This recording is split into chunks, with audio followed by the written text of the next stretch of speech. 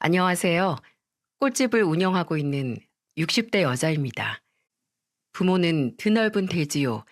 자식은 그 땅에 피우는 꽃이고 풀이고 나무다. 라는 말을 들어보셨나요? 내 몸 위에 자리를 내어주고 내 몸에 있는 영양분 모두 주어서 자식들이 파릇파릇하게 피어나고 꽃 피우고 또 가지를 뻗어 나가는 게 부모의 도리이고 즐거움이라는 겁니다. 근데 그렇게 잘 키운 정원에 누군가 들어와 핀 꽃과 풀을 짓밟고 나무를 베어낸다면 내 몸에 지진을 일으켜서라도 쫓아내서 벌을 주고 싶겠죠? 아니, 내 몸을 쩍쩍 갈라서라도 그 갈라진 틈을 통해 지옥으로 보내고 싶은 그런 심정이었습니다. 저는 정말 제 자식들을 꽃을 키우는 심정으로 키웠어요. 남편은 큰딸이 중학교에 들어간 해에 사고로 가족 품을 떠났고 혼자 자식 셋을 키우면서도 행여 여자 혼자 애 키워서 애들이 버릇이 없다, 억세다, 막 자랐다 이런 세상의 손가락질을 받고 싶지도 않았고 아이들도 그런 취급받으며 무시당하게 하고 싶지 않았어요. 내가 일을 더 하더라도 애들은 좋은 거 입히고 좋은 거 먹게 하고 혹시라도 나중에 어디 가서 외식도 안 해봤냐, 거기도 안 가봤냐 라는 말 들을까 매주 애들을 데리고 좋은 곳에 가서 외식도 하고 또 애들이 가고 싶은 곳이라면 모두 손잡고 갔죠. 주변에서는 제게 독하다라고 했습니다. 하루에 3시간씩 자면서 일하고 애들 보는 게 솔직히 독하지 않으면 해낼 수 없는 일이잖아요. 저는 이 독하다는 말을 찬사로 들었습니다. 내가 그만큼 애들을 훌륭하게 키우는 거라고, 애들을 키우는 것에 있어서는 한치의 부끄러움 없이 잘하고 있는 거라고 말입니다. 다행히 애들도 엇나가지 않고 그런 독한 엄마를 잘 따라와 주었네요. 그런 애들이 이제는 엄마보다 앞서 걸으며 엄마를 이끌어주고 제게 울타리 역할을 해주고 있네요. 뭐든 1등을 하지 않으면 밤잠도 설칠 정도로 포부가 크고 승부욕이 강했던 큰딸은 대기업에 입사해 이제 대리를 달았고요. 작은 딸은 중견기업 다니다가 5년 차 됐을 때 신생 브랜드 회사로 이직을 해 디자인팀 팀장이 됐고 막내 아들은 경찰 공무원으로 열심히 시민을 위해 일하고 있죠. 이만큼 키웠으면 이제 독한 엄마로 살지 않아도 될 거라고 생각을 했습니다. 이제 온몸에 도끼 빼고 살아도 애들이 지 할 일 열심히 하면서 살 테니까요. 근데 장성한 자식들 셋이나 있는데도 독할 수밖에 없는 사건이 나이 60 넘어서도 일어나네요. 모든 사건의 발단은 자식들 중에 가장 속 이야기 안 하고 조용한 작은 딸이 30 중반 무렵에 결혼 소식을 알려왔을 때 시작이 됐죠. 솔직히 작은 딸이 먼저 지금 만나는 사람이 있는데 그 사람과 결혼할 거라고 했을 때 놀랐어요. 들어보니 연애를 한 것도 1년이 안 됐거든요. 저도 그렇고 먼저 3년 연애하고 결혼한 큰딸도 너무 이른 거 아니냐고 더 만나보고 하라고 했는데 작은 딸은 단호했습니다. 결혼은 한참 만나다 막바지에 무슨 밀린 숙제하듯 외롭고 나이에 쫓겨서 하는 게 아니라고 하잖아. 혼자 살아도 되겠다 싶을 때 결혼하는 게 맞는 거라는데 지금 나도 그렇고 준민 씨도 딱 그런 상태고 또 준민 씨가 집도 준비가 된 상태라서 더 기다릴 필요도 없어. 작은 딸의 말로는 본인도 사위도 그때가 적기라고 생각을 했다는 겁니다. 뭐 둘의 생각이 그렇다면 굳이 제가 말릴 생각은 없었지만 그래도 뭔가 이르다라는 생각이 드는 건 막을 수가 없더라고요. 그래도 실제로 사위를 봤을 때는 사람이 좋아 보여서 조금은 안심을 했었어요. 작은 딸보다 1살 연상이었고 키는 그리 크지 않았지만 듬직했고 서글서글한 인상에 말을 참 재미있게 잘 하더라고요. 대기업 식품 계열사에 다닌다는 사위는 능력도 좋고 인간성도 좋았습니다. 그때는 사람 자체도 그렇고 조건도 좋아서 작은 딸이 더 만나볼 생각도 안 했나 싶더군요. 혜지한테 들어보니까 집도 그렇고 혼수도 할 필요 없다고 했다면서. 네, 집은 제가 지금 살고 있는 제 명의 아파트에 있으니까 거길 신혼집으로 시작하면 되고 가구나 가전도 다 갖춰져 있으니까 혜지가 꼭 가지고 싶은 가구 있으면 그것만 바꾸자고 말했어요. 우리야 나갈 돈이 없으니 너무 고맙긴 한데 그럼 예단이라도 해서 성의 표시를 해야지. 아니요, 아니요, 장모님. 절대 그럴 필요 없습니다. 아니, 왜? 걱정하지 말어. 내 돈도 아니고 혜지가 모아둔 돈 있으니까. 혜지가 야무져서 지 결혼 자금으로 꽤 모아놨어. 엄마, 그거 준민 씨가 일부분만 예식 비용으로 쓰고 그냥 나 가지고 있으래. 어머, 그래? 네, 예물이고 예단이고 솔직히 허례허식이잖아요. 양가 부모님 축복만 받아도 얼마든지 행복하게 살 수 있는데요. 걱정 마세요, 장모님. 저희 부모님께서도 다 이해해 주셨습니다. 작은 딸은 사이가 조건에 비해 검소하고 또 허세가 없어서 좋다고 했는데 정말 그렇더군요. 상견례에서 만난 사돈 어른과 사부인께서도 오히려 이렇게 예쁜 딸 며느리로 보내시는데 더 못해드려서 더 좋은 집 못해줘서 죄송하다는 말씀까지 하셨던 게 기억이 나네요. 그때는 자식이 부모를 빼닮아서 겸손하다고만 생각을 했는데 맞아요. 빼닮긴 꼭 빼닮은 부모 자식이었습니다. 그게 겸손이 아니고 다른 점이 아주 판에 찍어낸 것처럼 닮아서 문제였죠. 작은 딸의 결혼식은 예식도 혼수도 집도 아기가 딱 맞아 떨어지는 것처럼 해결이 돼서 크게 문제될 게 없긴 했지만 지금 와서 생각해보면 의아했던 점이 있긴 했습니다. 결혼식 전에 신혼집으로 한다는 사위집에 간 적이 있었어요. 작은 딸이 결혼하면 살게 될 집인데 궁금하기도 해서요. 근데 저는 사위가 성실한 성격만큼이나 좀 깔끔할 줄 알았어요. 근데 집에 가보니까 그건 아니더라고요. 좀 금방 이사를 마친 집처럼 어수선했어요. 뭐 위생 상태야 남자 혼자 사는 집이면 크게 깔끔한 걸 기대하진 않았지만 그래도 의외였어요. 작은 딸도 그런 점이 의외였다고 했고요. 근데 그것보다도 제가 계속 기억에 남았던 건 다른 거였는데 하나는 뭔가 이상한 냄새가 난다는 거였어요. 말 그대로 퀴퀴하다고 하기에도 애매하고 매캐하다고 해야 할까요?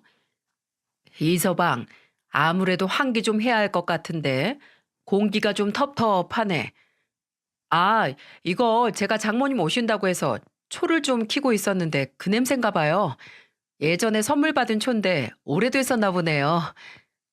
그리고 냄새뿐만이 아니었어요. 사위 아파트는 방 3개짜리 30평대 초반 아파트였는데 현관을 들어서서 가장 앞에 있는 방이 좀 이상했어요. 그 방 안에는 벽 한쪽에 장롱만 있고 정말 아무것도 없는 게 아니겠어요? 장롱안도 비어져 있었고 정말 아무것도 없었습니다. 어머, 이 방은 뭐야? 계속 안 쓰고 있었나 보네. 아, 네.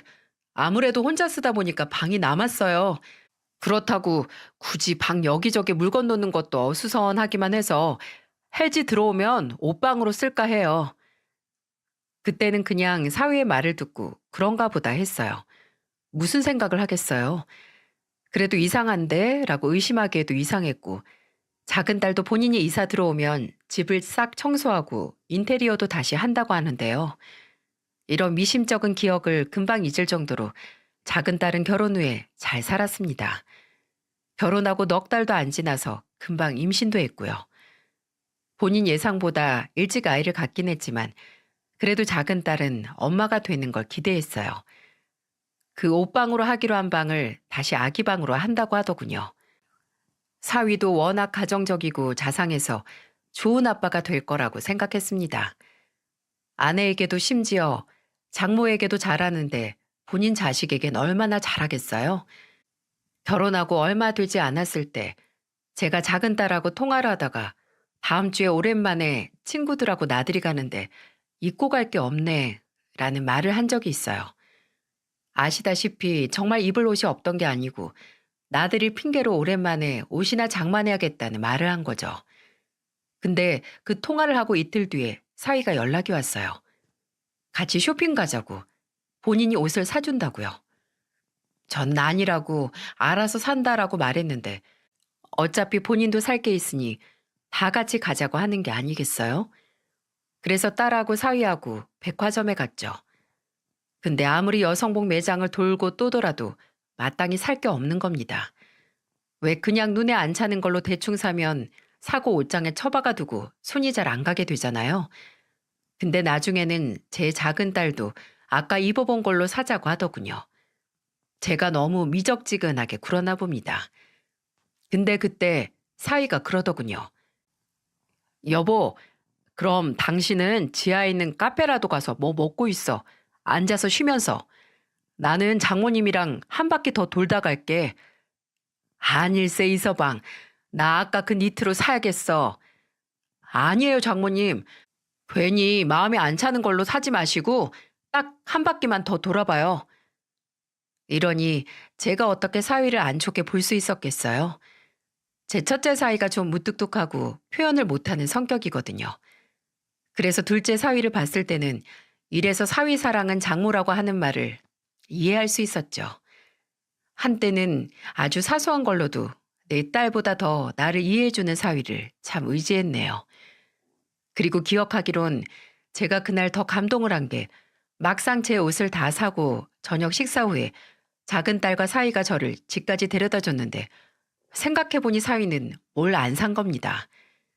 제가 부담스러워할까봐 가기 전에 본인도 살 게 있다고 둘러댔던 거죠. 지금 생각해보면 그런 미처 생각하지 못하면 스쳐 지나갈 수 있는 배려가 저를 더욱 장님으로 만든 것 같습니다. 그저 그때 우리 사위는 참 자상하고 사람 됨됨이가 좋다.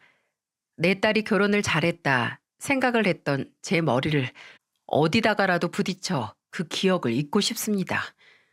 그런 끔찍한 생각을 하게 된 사건의 시작은 작은 딸이 결혼하고 반년 정도 지났을 때였죠. 작은 딸이 연락이 잘 안 되더라고요. 문자를 몇 통 보냈는데도 답장이 통 없어서 무슨 일이 있나 부재중 전화도 남겨놨습니다. 그리고 다음날 저녁에 전화가 오더라고요. 아유, 이제 엄마 생각이 났어? 왜 이렇게 연락이 안 돼? 아, 엄마, 나 너무 정신이 없었어요. 왜, 무슨 일인데? 혹시 산부인과 다녀왔니? 설마 몸에 무슨 문제 있대? 아니, 아니, 그게 아니고, 지금 집에 시부모님이 와 계세요. 아, 그래서 정신이 없었어? 그래, 정신 없을 만도 하네. 며칠 있다 가신다니? 몰라요, 언제 가실 건지. 아니, 그게 무슨 소리야?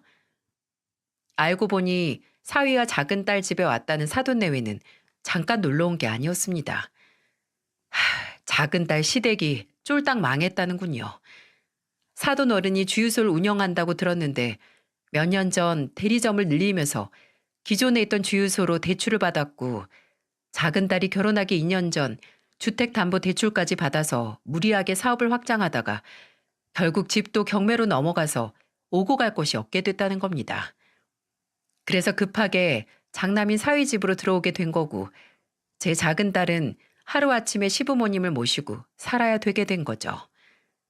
사위 말로는 사위도 부모님이 주유소로 사업자 대출을 받은 건 알고 있었는데 집 담보대출을 받은 건 까맣게 모르고 있었고 작은 딸에게는 길게 2달, 석 달만 모시고 살다가 어떻게든 부모님께 집을 얻어드리겠다고 미안하다고 했다는군요. 작은 딸은 순식간에 벌어진 일에 당황도 하고 또 불편하다고 했지만 그래도 일단 그 집은 사위의 명의였고 사위도 아무리 본인 부모님이라고 할지라도 계속 모시고 살 수 없다고 했다는 걸 믿었어요. 또 사위가 그 전에 제게나 본인에게나 잘했기에 그 믿음이 더 굳건했었죠. 사위는 저를 찾아와서도 말했습니다. 갑자기 집안이 망해서 아내에게 계획에도 없던 시부모님과의 생활을 하게 해서 면목이 없다고 말이죠. 제가 같이 사는 건 여러 사람이 불편하니까 차라리 대출을 받든 해서 집을 빨리 얻어드리는 게 낫지 않냐고 하니까 사위가 아직은 시기상조인 것 같다고 하더군요.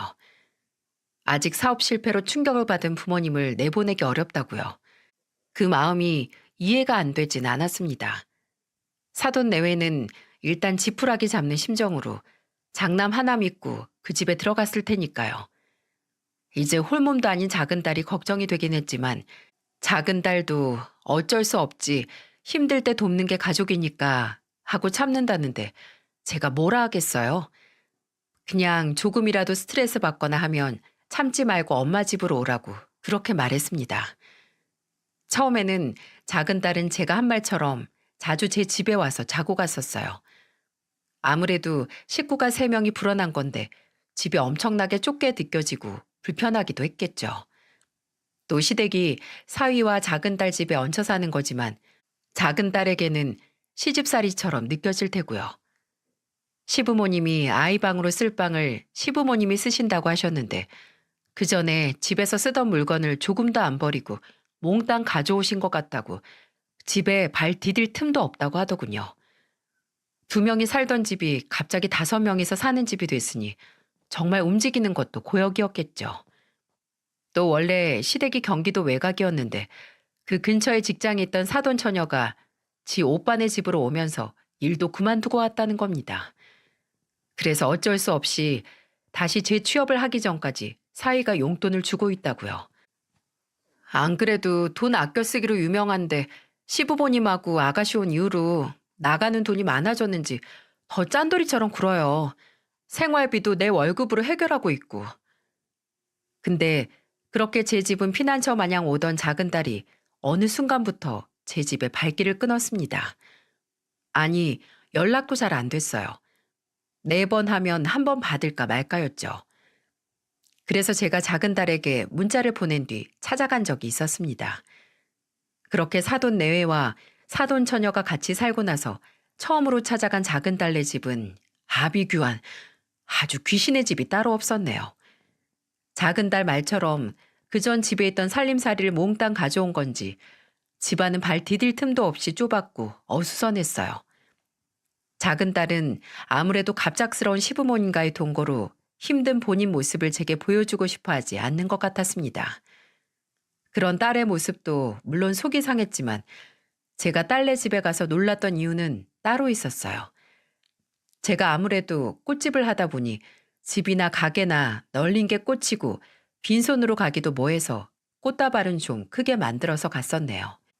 근데 제게서 꽃다발을 받은 사부인이 그 꽃을 어떻게 했는지 아세요? 봤더니 예쁘네요. 고맙습니다. 뭐 이런 인사 한마디 없이 그 꽃다발을 베란다에 두더군요. 애써 선물로 사온 사람이 무안하게 무슨 짓인지. 근데 그걸로 제가 충격을 받은 건 아니었습니다. 그 행동보다도 놀란 게 바로 같이 있던 사부인의 얼굴 때문이었죠. 뭐라고 설명을 해야 할지. 제가 상견례와 결혼식 날 마주쳤던 사부인의 얼굴은 화장기 하나 없는 얼굴에 순박한 모습이었거든요. 근데 아들 결혼식에도 분 하나 찍어 바르지 않던 사람이 왜 집 안에서 저리 강한 화장을 하고 있었을까요? 눈썹도 눈도 시커멓게 칠해져 있었고 입술도 빨갛게 발랐더라고요. 처음으로 그런 모습의 사부인을 마주했을 때 놀라서 인사도 안녕하세요. 사부인 오랜만입니다. 하고 어색하게 하고 말았네요. 사부인이 편히 있다 가시라고 현관문 바로 앞에 있는 방 안으로 들어가시고 나서 작은 딸에게 말했어요. 사부인 얼굴이 왜 저러냐고. 그랬더니 딸은 그냥 요새 우울한 일이 많아서 기분 전환 겸 집에서도 화장을 하고 계신 것 같다고 말하는데 아무리 그래도 그리 진한 화장을 집에서 좀 기이했죠. 또 이상했던 건 기억하시나요? 제가 작은 딸이 결혼 전 사위 집에 왔을 때 맡았던 그 매캐한 냄새. 그날 갔더니 그 냄새가 짙게 맡아졌다는 겁니다. 이 서방은 그 초를 아직도 안 버리고 쓰는 거야. 그 예전에 선물 받았는데 오래돼서 냄새가 이상해졌다고 한 거. 그거 버리기 아깝다고 어머님이 쓰셨나 봐요. 아무리 봐도 작은 딸이 그 집에서 사는 게 아니 적어도 임신했을 때 그런 스트레스를 받는 게 아니라고 생각을 했습니다.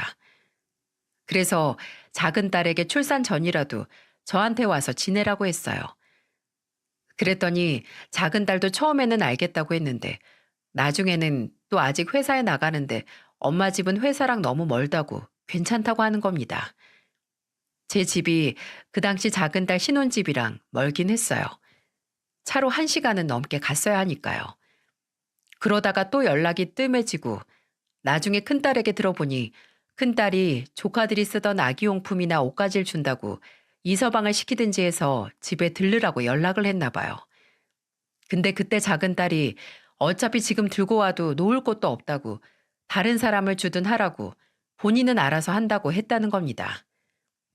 근데 분명 작은 딸은 임신 초기 때부터 언니가 물건을 깨끗하게 쓰고 애들 용이라도 늘 고급만 사서 그거 물려받으면 된다고 했었거든요. 임신과 직장, 심지어 망한 시대까지 신경 쓰고 걱정할 게 많아서 귀찮아하는 건지 지 언니와 동생 그리고 제 연락까지 작은 딸은 잘 받지 않았습니다. 저는 이때 사위 집에 들어가서 직접 딸의 짐을 싸서라도 딸을 데리고 제 집으로 왔어야 했어요. 아직도 후회가 되네요. 왜 자식이 크고 결혼도 해서 지 앞가림 할 거라는 생각 하나로 그렇게 손을 놓고 있었는지. 그렇게 연락이 뜸하던 작은 딸은 어느 날 불현듯 저를 찾아왔습니다. 그것도 새벽 1시. 폭우가 새벽까지 내리던 날이었죠. 저는 주택에 살고 있는데 대문에 초인종이 달려있긴 하지만 비가 많이 오고 바람이 많이 부는 날이면 종종 그 초인종 소리가 안 들리곤 했어요. 빗소리 때문도 있지만 전선 때문인지 초인종 소리가 희미해졌었죠. 기억하기론 새벽 3시 정도 된 시간이었던 것 같아요. 잠을 자다가 우수수 떨어지는 소리 틈으로 들리는 개 짖는 소리를 들었습니다. 이웃집에 큰 개가 있었는데 그 개가 아주 시끄럽게 짖는 거예요. 잠결에 뭐 때문에 저렇게 짖지? 라는 생각을 했는데 그때 엄마! 엄마! 눈이 번쩍 뜨였습니다. 빗소리와 개 짖는 소리를 뚫고 창문 밖으로 들리는 저 목소리를 저를 부르는 소리였어요. 처음에는 어느 집을 찾아온 거지 했지만 벌떡 일어나서 가만히 들어보니 그건 바로 제 작은 딸의 목소리였어요. 저는 무슨 정신인지 집안에서 버튼 하나로 대문을 열어줄 생각도 못하고 우산을 들고 집 밖으로 뛰쳐나갔어요. 비가 와서 눈앞은 잘 안 보이고 대문을 여는 손도 헛돌아 미끌거리는데 저는 정신없이 대문을 열었어요. 혜지야, 너 지금이 몇 시야? 아니, 왜 우산도 없이 왔어? 엄마, 엄마, 나 좀 살려줘요. 나 좀 살려줘. 문이 열리자마자 제게 매달리는 작은 딸을 붙들고 집 안으로 들어갔어요. 들어가면서 봤는데 작은 딸은 그 비가 오는 날 맨발에 슬리퍼를 신고 품에는 작은 가방을 소중히 껴안고 있었습니다. 분명 눈앞에 정말 오랜만에 보는 연락도 안 되던 작은 딸이 있는데 이게 무슨 상황인지 도통 가늠이 안 되는 거예요. 저는 일단 비를 쫄딱 맞은 작은 딸에게 뜨거운 물로 씻고 나으라고 했지만 작은 딸은 어리 빠진 얼굴로 옷만 갈아입고 넋이 빠져서 앉아만 있는 거예요. 혜지야, 일단 너 좀 뜨거운 물로 몸 좀 녹여. 이게 뭐야? 너 이러다 잘못되면 애는 어떻게 할 건데? 엄마, 이제 다 소용없어요. 다 필요 없어. 아니, 그게 무슨 소린데. 너 정말?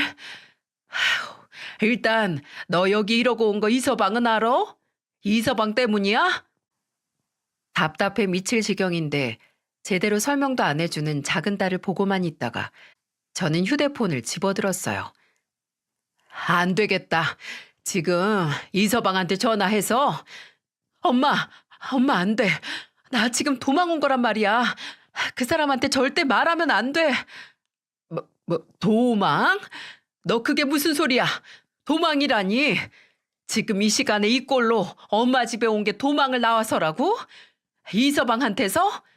혜지야, 엄마 답답해 미치는 꼴 보기 싫으면 당장 이게 무슨 일인지 말해. 대체 이서방이 무슨 짓을 한 건데? 얼빠진 딸을 붙들고 소리쳤습니다. 답답해서 당장 내 딸에게 무슨 일이 일어난 건지, 내가 모르는 무슨 일이 있는 건지 당장 알아야겠어서 몸에서 사리가 나오는 것 같았어요. 저는 일단 아직도 정신이 없어 보이는 딸의 젖은 머리를 말려주고 슬리퍼를 신고 오느라 빨개진 발은 뜨거운 수건으로 덮어 마사지를 해줬어요. 그렇게 제 곁에 있으면서 좀 진정이 됐는지 작은 딸은 소중히 들고 온 작은 가방을 열더군요. 그 안에서는 제가 잘 모르는 기계가 나왔는데 카메라와 녹음기로 보였어요. 그걸 꺼내서 몇 번 만지작 하다가 작은 딸은 드디어 본인의 집에서, 아니, 그 지옥에서 있었던 일을 설명하기 시작했고 저는 피눈물을 흘려야 했습니다. 어디서부터 설명을 시작해야 할까요? 작은 딸의 시부모님이 들어와 임시로 같이 살기 시작하면서부터 좀 이상했다고 해요. 어머님도 아버님도 아가씨도 솔직히 너무 편하게 지내는 거예요. 아무리 아들 집이라고 해도 마치 본인 집들처럼 물건도 옮기고 심지어 가구까지 옮겨서 본인들이 가져온 물건들 놓고, 그게 점점 도가 지나쳐서 한 번은 아가씨가 시부모님이 지인 장례식에 가신 날 집으로 본인 친구들 2명을 아무 말 없이 데려와서 재우고 갔는데 내가 너무 화가 나서 말했어요. 아무리 아가씨 오빠 집이라고 하고 우리가 가족이라고 해도 이렇게 언질도 없이 손님을 데려와서 재우고 가는 건 너무하지 않냐고. 근데 엄마, 아가씨가 뭐라 했는지 알아요? 작은 딸이 아무리 가족이라고 해도 선을 넘은 사돈 처녀에게 임시로 같이 사는 만큼 서로 조심하자고 했더니 사돈 처녀가 이렇게 말했다고 합니다. 누가 보면 내가 얹혀 사는 줄 알겠네. 새언니가 우리 집에 얹혀 사는 주제에 왜 이래라 저래라야? 라고 했다고 해요. 놀란 작은 딸이 그게 무슨 소리냐고. 이 집 아가씨 오빠 집이긴 해도 내가 결혼해서 내 남편하고 사는 내 집이라고 했더니 사돈 처녀는 집이 떠나가라 웃더니 그랬답니다. 오빠한테 가서 물어보라고. 누가 얹혀 사는 건지. 작은 딸은 그날 사위에게 사돈 처녀가 말한 말에 대해 추궁을 했고 사위는 더 충격적인 말을 했다고 해요. 사실 그 집은 사위 혼자 살고 있던 집이 아니고 부모님과 동생과 같이 살던 집이라고요. 결혼 전 제 딸에게는 혼자 살아서 신혼집으로 써도 된다고 거짓말을 했던 거고, 결혼 후 몇 달이 지나서 집안이 망했다는 또 다른 거짓말로 부모님과 동생을 집안으로 끌어들여서 살기 시작했다는 겁니다. 아니 그럼 너 처음 신혼집 들어가고 나서 몇 달은 사돈이나 사부인이나 어디서 지낸 거야? 그 전에 아가씨가 혼자 자취하던 집이 있는데 거기 가서 있다가 온 거래요. 가족이 전부 날 속이려고 연극한 거였어. 내가 처음에는 왜 그런 거짓말을 쳤냐고, 집이야 우리 둘이 대출을 받든 해서 전세라도 시작해도 되는 거 아니냐고 했더니 집이 있어야 내가 자기랑 결혼해 줬을 거라고 미안하다고 했는데, 엄마, 근데 그것도 사실이 아니었어요. 사위는 그 집이 본인 혼자 사는 집이라고 한 거짓말에 화가 난 작은 딸에게 어차피 1년 뒤에는 정말 다른 집을 구해서 부모님께서 이사하실 계획이었다고, 곧 따로 살 거라고 걱정 말라는 말을 했다고 합니다.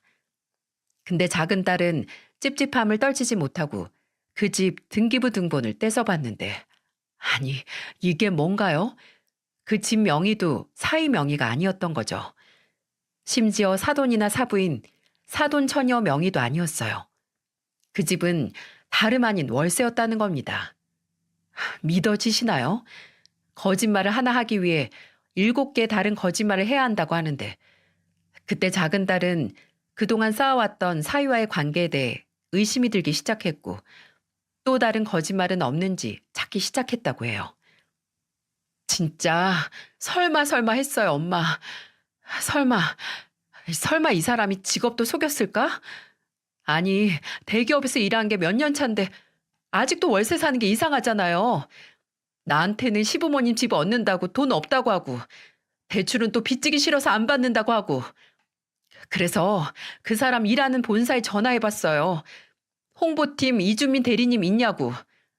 엄마, 근데 그 회사 본사 홍보팀에는 이주민이란 사람이 없대요. 몇 년 동안 그만두거나 이직한 사람들 중에서도 주민이란 이름조차 없대. 입에서 쌍욕이 나올 것 같았습니다. 집도 모자라서 이제 직업까지. 작은 딸은 그 사실을 알게 되자마자 사위에게 따졌다고 하네요. 다 아니까 말하라고. 당신이 나한테 사원증도 그렇고 매일 그 대기업 본사에 출근하던 건 다 어떻게 된 거냐고 하면서요. 더 이상 빠져나갈 구멍이 없다 생각을 했는지 사위는 사실을 다 털어놨는데 사위가 본인이 8년 동안 다녔다고 속였던 그 대기업 본사가 있는 지역에 있는 작은 인쇄소를 다니고 있었다고 하더군요. 작은 딸은 절망했다고 합니다.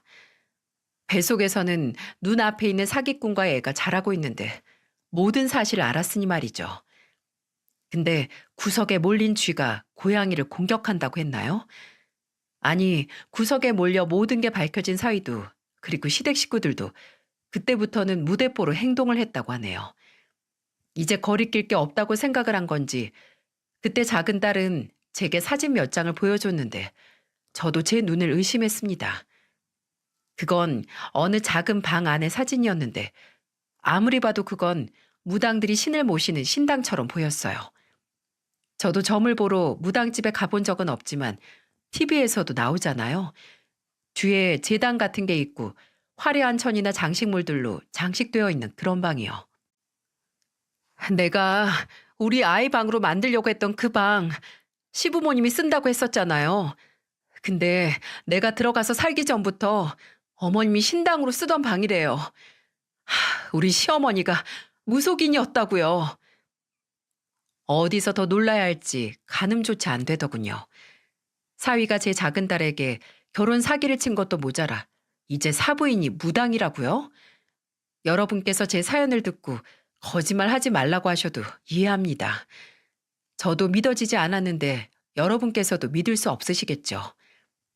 저도 차라리 이게 다 끔찍한 악몽이고 거짓말이었으면 좋겠지만 불행히도 제 딸이 겪은 일은 전부 사실이었습니다. 제가 딸 집이라고 생각했던 그 집에 갔을 때 맡았던 그 매캐한 향도 사부인이 신에게 기도를 드릴 때 따로 피우는 향냄새였다고 하더군요.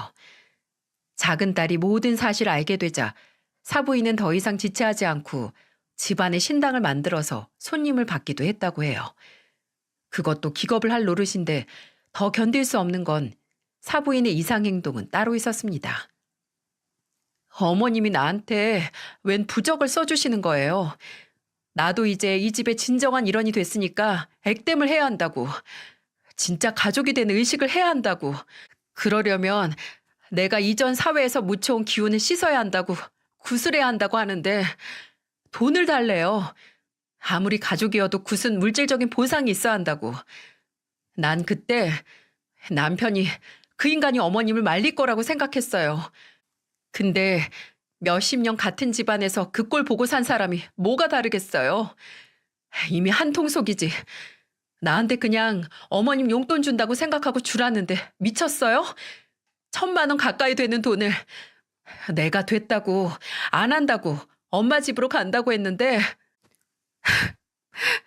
그때부터 더 이상 그 집에서 살 수 없다고 생각한 작은 딸은 제 집으로 오려고 했지만 온 가족이 합심을 해서 작은 딸을 막았다고 합니다. 휴대폰을 뺏고 물건을 숨기고 작은 딸이 회사에 가면 데려다주고 데리러 가는 명목으로 감시도 했다고 해요. 작은 딸도 처음에는 임신도 했고 무서워서 눈치를 보고 가만히 있었는데 점점 도가 지나쳤다고 해요. 사부인은 작은 딸에게 남은 기운을 지운다고 작은 딸이 집에 있으면 시도 때도 없이 쌀을 뿌리고 콩을 뿌리고 밥은 속을 정화시켜야 한다고 미음밖에 먹지 못하게 했고 간이 된 건 일절 못 먹게 막았다고 해요. 밖에서도 못 사 먹게 계속 전화를 해서 방해하고 물어보고 그날 점심 메뉴를 찍어서 보내라고 했고요. 그런 해괴한 짓거리를 참을 수 없었던 작은 딸은 사위에게 통보를 했다고 합니다. 더 이상 이렇게 못 산다. 애는 내가 혼자 키우는 한이 있더라도 당신하고 이혼을 하겠다고요. 그리고 사실 작은 딸이 사위와 사위 가족의 비밀을 알기 전에 사위가 작은 딸에게 돈을 빌려갔다고 해요. 결혼 전 사위가 목돈으로 가지고 있으라는 돈이었는데 예식 비용으로 쓰고 남은 돈이 7천만 원 정도 됐었죠. 임신 사실을 알고 얼마 지나지 않아 사위가 같은 회사 사람에게 좋은 투자 정보를 들었는데 당장 투자할 현금이 없다고 그걸 작은 딸에게 빌려달라고 했다는 겁니다. 몇 달 안에 몇 배로 불어날 게 틀림없다고 바로 갚는다고 하면서 말이죠. 그때는 사위가 대기업 사원이라고 철석같이 믿고 있기도 했고 또 집도 혼수도 전부 사위가 해왔으니 안 빌려줄 수 없어서 작은 딸이 빌려줬다고 합니다. 근데 몇 달이 지나도 그 투자에 대한 소식을 사위에게서 못 듣고 있었는데 모든 사실을 알고 나선 더 이상 지체할 수 없게 된 거죠. 작은 딸은 그때 빌려간 7천만 원 내놓으라고 그 돈 나한테 돌려주고 갈라서자고 말했는데 그때부터 사위 눈이 뒤집혀서 난동을 부렸다고 하네요. 작은 딸은 그때까지 그 인간들이 자신에게 더한 짓을 할 거라는 걸 알지 못했던 겁니다. 지가 한지 생각도 못하고 눈이 돈 사위는 작은 딸에게 손을 들고야 말았고 심지어 그 부모와 동생 할 것 없이 사위가 제 딸을 때리는 걸 보고 모른 척하고 사부인은 같이 때린 적도 있다는 거예요. 눈앞에 벌겋게 달아오르는 것 같았어요. 딸이 울면서 본인이 어떻게 맞아왔고 심지어 사부인이 아파트 계단에서도 밀려고 했다는 소리를 했을 때는 목구멍에서 숨소리 하나 나오지 않았습니다. 그러다가 불현듯 작은 딸의 배에 눈길이 갔어요. 그때 작은 딸이 두껍고 큰 옷을 입고 있긴 했는데 저는 뭐에 홀린 사람처럼 일어나 작은 딸 배에 손을 가져다 댔습니다. 임신을 했어도 배가 많이 안 나오는 그런 사람들이 있긴 있습니다. 막달이 돼서도 큰 옷을 입으면 티가 나지 않는. 근데 그렇다고 해도 만졌을 때 이렇게 밋밋하진 않아요. 저는 작은 딸의 납작한 배에 손을 얹고 얼굴을 들어 작은 딸과 눈을 마주쳤어요. 혜지야, 너 이거. 제 목소리를 듣자마자 작은 딸은 아이처럼 울음을 터뜨렸습니다. 지금까지 말을 하면서도 눈물을 흘리거나 살짝 흐느끼기만 할 뿐 울음을 꾹 참던 딸이 아무것도 없는 본인 배에 제가 손을 대자마자 크게 통곡을 하기 시작했어요. 저는 한동안 얼이 빠져서 있었습니다. 한참 제 품에서 울던 딸을 안고만 있다가 딸이 그 인간들이 내 아이를 나한테서 뺏어갔어요. 영원히 못 보게 뺏어갔어. 라고 울부짖을 때 저도 덩달아 울음이 터졌네요. 그렇게 저희 모녀는 둘이서 얼싸안고 한참을 울었습니다. 탈진하듯 울음을 멈춘 작은 딸은 말했어요. 사위가 그 자식이 또 성질을 못 이기고 작은 딸을 집안에서 밀었고 작은 딸이 중심을 잃고 소파로 쓰러졌다고 합니다. 그리고 그때 소파 팔걸이 쪽에 옆구리를 부딪혔는데 그날 저녁에 극심한 복통에 응급실로 실려갔고 끝내 20주가 막 지난 아이를 떠나보냈다고요. 큰딸이 작은 딸에게 아이용품 가져가라고 연락하기 며칠 전이더군요. 저는 이제 울 힘도 없이 처음 가진 본인 자식을 허무하게 떠나보낸 이야기를 하는 작은 딸의 이야기를 듣다 말했어요. 왜 진작 엄마에게 말하지 않았냐고. 왜 그 자식이 말했던 게 다 거짓임이 드러났을 때 그 집을 나오지 않았냐고요. 네 동생이 경찰인데 왜 진즉 진짜 가족을 찾아오지 않았냐고 작은 딸을 붙들고 말했습니다.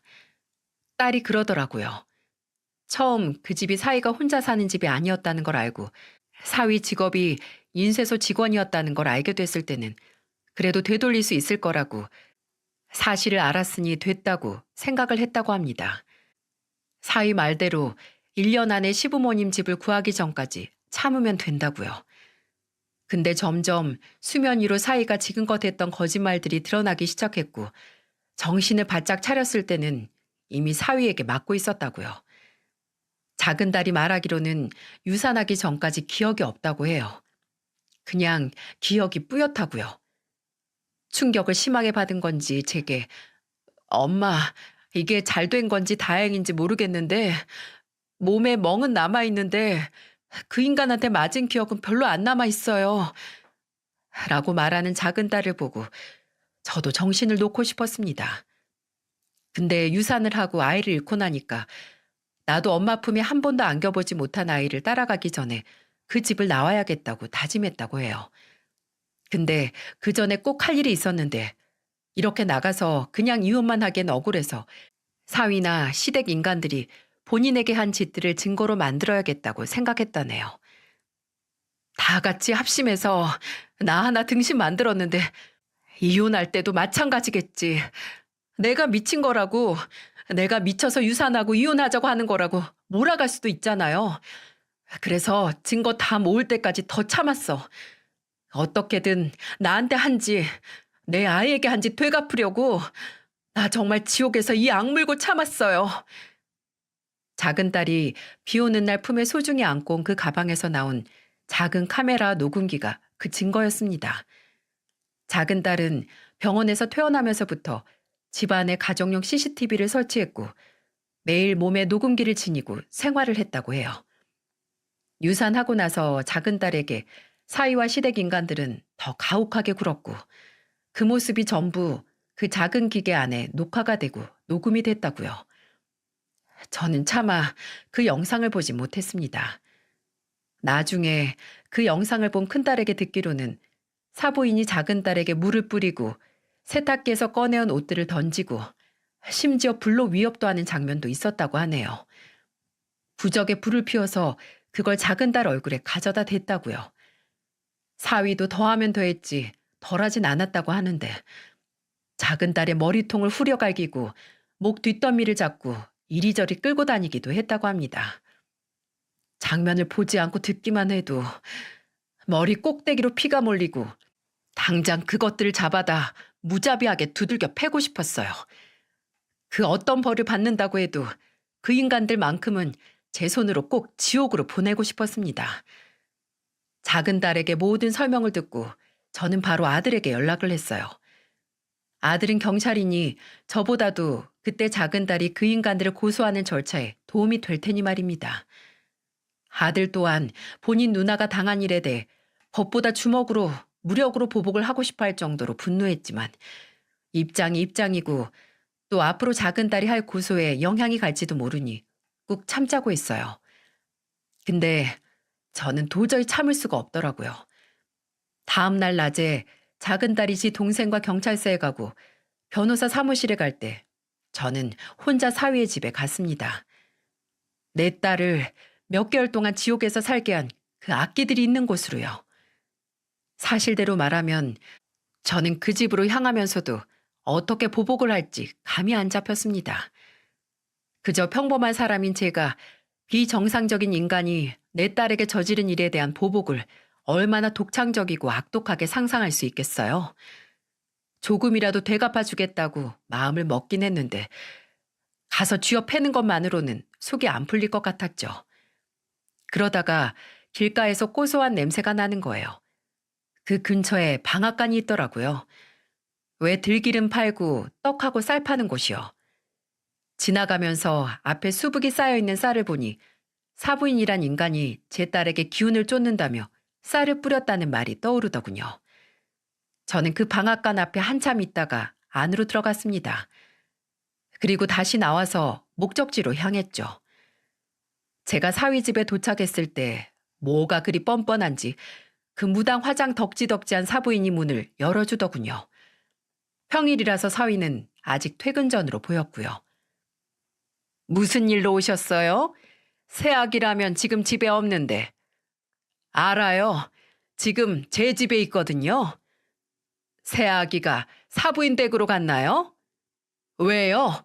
이 집에서 도망쳐 나와서 엄마 집 갔다니까 혹시 무슨 이야기라도 했을까 싶어요? 네? 그게 무슨 이야기 할 게 있다고 그렇게 말씀하세요? 내가 보고 들은 게 있는데 시치미를 뚝 떼는 사부인의 얼굴을 보고 그대로 바닥으로 내리꽂고 싶었습니다. 부글부글 끓던 속을 최대한 진정을 하고 말했어요. 가증 떨지 마시죠. 백내 아들이 내 딸 짐승 취급도 안 한 거 다 알고 왔으니까. 그리고 댁도 내 딸 해지 무슨 작기 들린 것 마냥 잡았지? 신발이 떨어진 건지 아니면 처음부터 지 아들처럼 사기꾼이었는지 모르겠는데 남의 딸 잡기 취급하니까 재밌든? 내 딸한테 쌀 뿌리고 물 뿌리면서 속이 시원했어? 네가 내 딸한테 쌀 뿌렸으니까 난 너한테 매운맛 좀 보여주려고 왔다. 이 빌어먹을 거사. 저는 피를 토하는 심정으로 소리를 질렀습니다. 그리고 가방에서 방앗간에서 산 비닐봉투를 꺼냈어요. 제가 뭘 사는지 궁금해하셨겠지만 제가 산 건 쌀이 아니었습니다. 저는 곱게 고춧가루를 샀어요.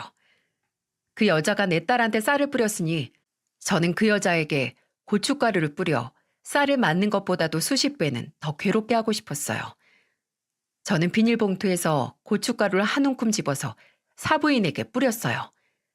사부인이 눈이며 코며 입이며 불시에 들어간 고춧가루 때문에 매워 기침을 하고 괴로워하는 걸 보고 멈추지 않았습니다. 아니, 오히려 더 했어요. 손에 든 고춧가루를 그냥 뿌리는 것뿐만 아니라 짖고 괴로워하는 사부인 얼굴에 문질러댔습니다. 맵냐? 매워? 너나 네 아들, 네 가족들이 내 딸 아프게 한 대가로는 모자라. 어떻게 감히 내 딸한테, 태어나서 숨도 못 쉬어본 내 손주한테 그딴 짓을 해? 한참 사부인 얼굴을 고춧가루 범벅으로 만들고 있는데 사위가 집으로 들어오더군요. 사위는 들어오자마자 사부인의 비명소리를 듣고 달려와 어안이 벙벙한 표정으로 저를 봤습니다. 자, 장모님 하는 목소리를 듣자마자 저는 다시 사위에게 달려갔어요. 그리고 옆에 있는 물건들을 닥치는 대로 집어서 사위에게 던졌습니다. 이 빌어먹을 자식아, 네가 내 딸을 데려가서 이딴 짓을 해? 행복하게 해준다고 할 땐 언제고 내 딸을 짐승만도 못한 취급을 해? 니까짓 게 뭔데? 순식간에 제가 던진 스탠드 조명에 맞은 사위가 바닥에 쓰러졌을 때 매워서 눈이 안 보이던 사부인이 바닥을 엉금엉금 기어와 악을 지르더군요.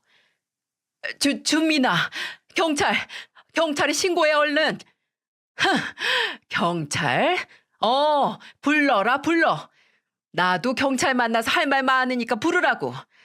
내 딸이 이 집구석에서 당한 일 내가 다 알고 있고 증거도 있으니까 얼른 불러. 지들 죄를 지들이 잘 알았겠죠. 제가 손수 휴대폰을 들어 경찰을 부르려고 하자 사위가 저를 막아섰습니다. 제게 일단 진정하고 대화를 하자더군요. 본인도 할 이야기가 있다고 하면서요. 저는 이제 나한테도 사기치려고? 일 없어. 너 같은 쓰레기 입에서 나오는 게 쓰레기지 무슨 말이 더 있겠어. 경찰 부를 생각 없으면 가만히 내 딸이 니들 가족 살 바르는 거나 기다려. 이제 시작이야.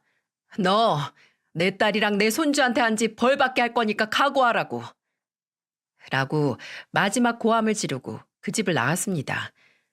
뒤에서 사부인이 나 죽네 나 죽어 하면서 오열을 하는 게 들렸지만 그저 매운맛 좀 본 걸로 엄살이 심하더군요.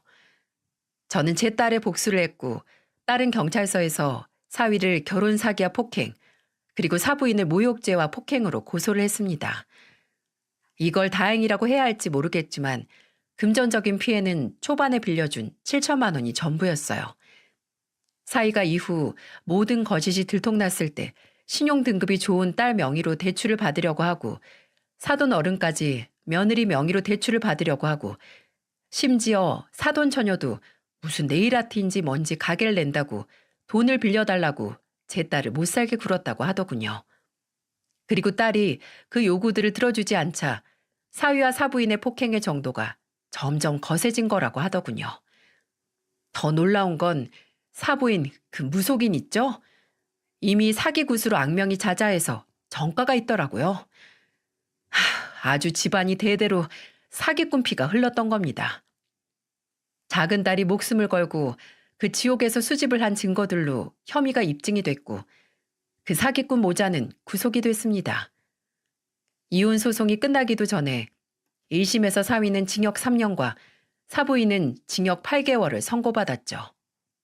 근데 제가 정말 어처구니 없는 이야기를 해드릴까요? 사위가 일하던 곳 인쇄소에서 사위에게 선처를 바란다는 탄원서를 제출하겠다고 한 거예요. 딸 이혼 변호사에게 듣기로는 그쪽에서 항소를 하기 위해 직장 동료들에게 부탁을 했다는데 믿어지시나요? 아니, 지 아내가 유산을 할 때까지 패고 사기를 치고 돈을 갈취한 놈이 뭐가 억울하다고 탄원서를 제출하나요? 눈이 횟가닥 도는 줄 알았네요. 저는 큰딸과 함께 그 인쇄소를 찾아갔어요. 무작정 쳐들어가 사장과 직원들이 보는 앞에서 제 딸이 사위에게 폭행당하는 장면을 큰딸의 타블렛 PC로 보여줬습니다. 이게 지금 당신들이 탄원서 보내서 형량 줄여주겠다고 한 인간의 본 모습이에요.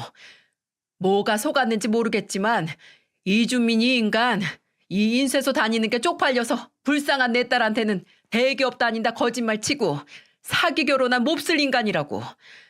댁들이 뭘 안다고 이준민이가 그럴 사람이 아니라고 탄원서를 써줄 생각을 했는지 모르겠지만 같이 살아본 내 딸이 당한 일, 당장 무기징역을 받아도 충분치 않은 일이에요. 그러니 생각이란 게 있으면 탄원서 쓸 생각도 하지 마세요. 그렇게 인쇄소에서 난리를 쳤지만 알고 보니 그 인쇄소 직원들도 또 다른 피해자였습니다. 그 자식과 그 자식 변호사가 무슨 짓을 했는지 모르겠지만 그 인쇄소 동료 직원들은 그 사기꾼 자식을 세상 착한 사람이라고 알고 있었고 고소당한 사건에 대한 직접적인 혐의나 내용도 모르고 있더라고요. 그 인쇄소 사장은 화가 나서 부들부들 떠는 제게 사과를 하고 달래며 말했습니다. 이 정도로 심각한 일인 줄 몰랐다고. 죄송하다고. 이제 알았으니 절대 탄원서 제출도 안 하고 조치를 취하겠다고 했어요. 다행히 탄원서는 제출되지 않았고 끝내 사위와 사부인은 실형을 살게 됐습니다. 지금 제가 이렇게 사연을 쓰고 보내는 순간에도 감방 안에서 지들이 저지른 업보를 받고 있겠죠. 솔직히 마음 같아서는 그 두 모자가 사형이라도 당했으면 좋겠지만 어찌하겠습니까? 아직 법이 그렇다는 것을. 작은 딸의 이혼 소송은 그 모자가 감옥에 들어간 이후에도 이어졌습니다. 변호사가 구치소를 오가면서 소송을 진행해야 했죠. 그리고 무사히 이혼을 할 수 있었고 지금 제 딸은 정신과 치료를 하면서 마음의 상처를 달래고 있어요. 상담사 말로는 딸이 그 인간들과 지내며 당했던 일들을 일부분 기억에서 지우면서 현실을 도피했고 약간의 세뇌를 당한 것 같다고 하더군요. 아마 딸의 치료는 예상보다 오래 걸릴 것 같습니다. 그래도 몇 년, 몇십 년이 걸린다고 해도 상관없어요. 그저 이렇게 치료를 받을 기회가 있는 것만으로도 지금은 감사하고 딸이 잘 따라만 와준다면 바랄 게 없습니다. 그리고 저도 시간이 얼마가 걸리든 그런 딸 곁에서 딸을 지지하고 응원하면서 딸이 절대 혼자가 아니라는 사실을 매 순간 일깨워 줄 거예요. 사연을 들어주신 분들께서도 부디 제 딸이 하루빨리 이 악몽과도 같은 사건의 그림자에서 벗어날 수 있게 기도해 주시길 바랍니다. 저 또한 여러분의 행복과 가정의 평안을 바라겠습니다. 감사합니다.